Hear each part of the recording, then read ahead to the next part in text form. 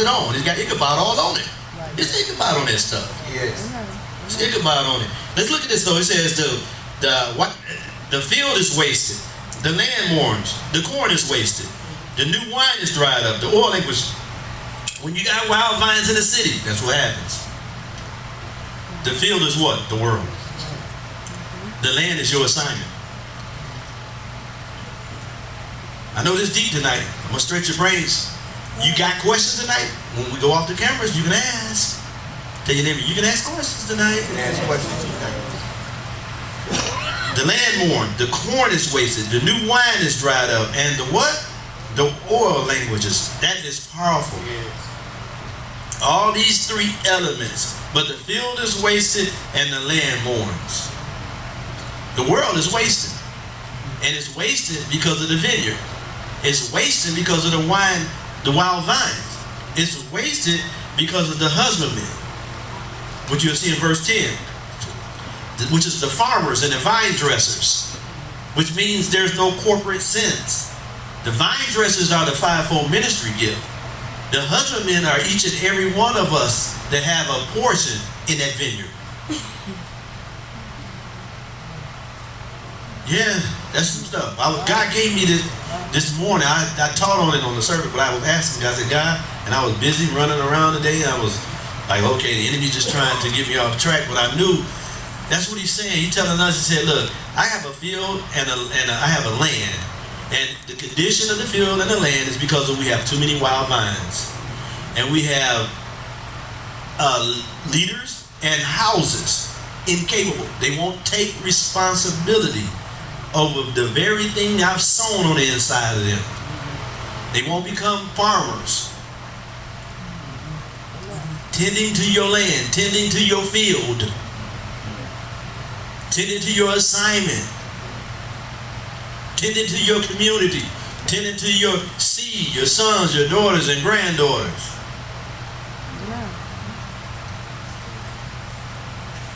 I like that. I'm thinking about David. I said to David, about David, he said he leads me to green pastures. Yeah. You know what I'm saying? Not a good place to graze in. A place where there's green, where there's life at. And there's the shepherds got to, the shepherds as shepherds, we got to study to show ourselves approved of God, rightly divided, not to show ourselves bad. I don't go to scriptures to find how bad I am. I go to scriptures to find how approved I am.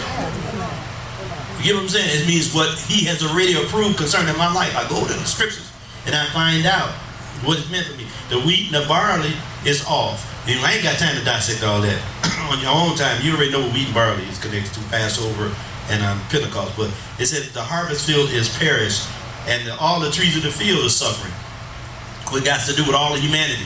All of those different vines, fig tree, pomegranates, palm trees, apple tree, I could tell you what they mean, but I'll say that for later time because all the trees of the field are withered. In other words, how many know we're all the trees? Right.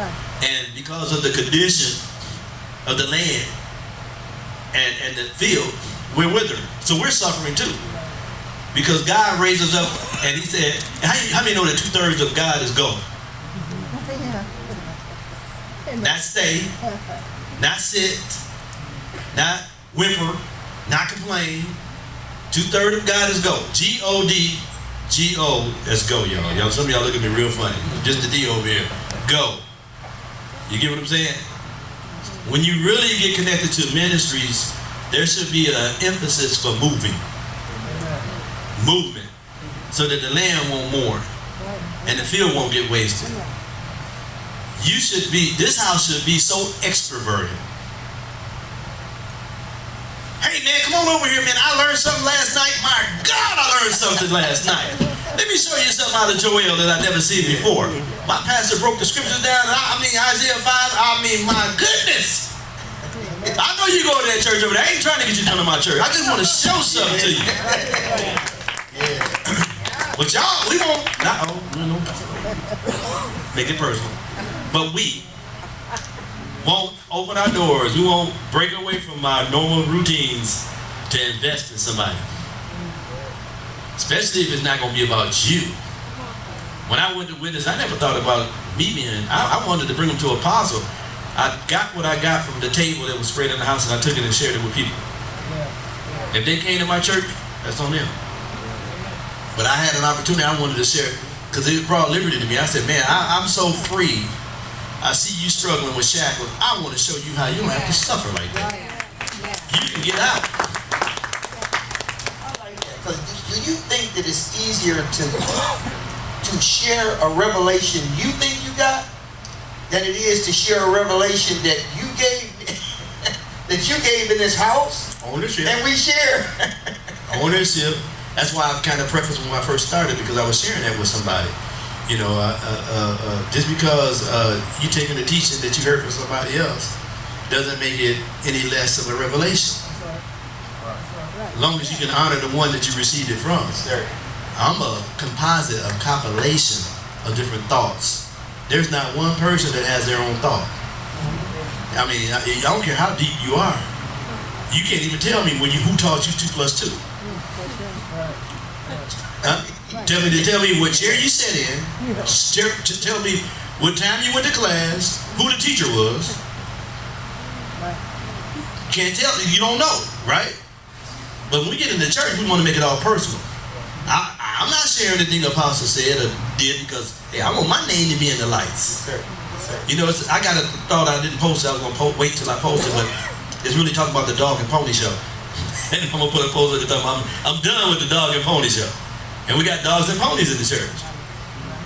You know me, I said peacocks, but there's a dog and pony show. These folks, they really want to be the one. Yeah.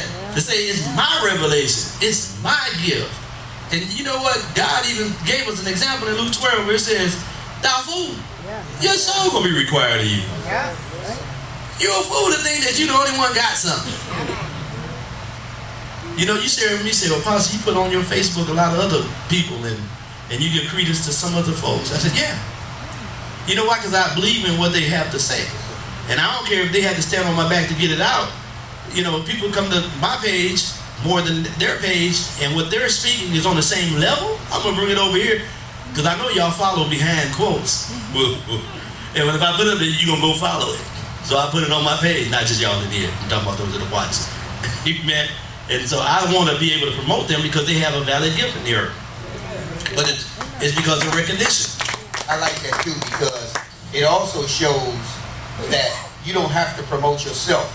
That if you say that I validate the word or I believe in the word that they're speaking, what you're doing is you showing that I do believe this, but I don't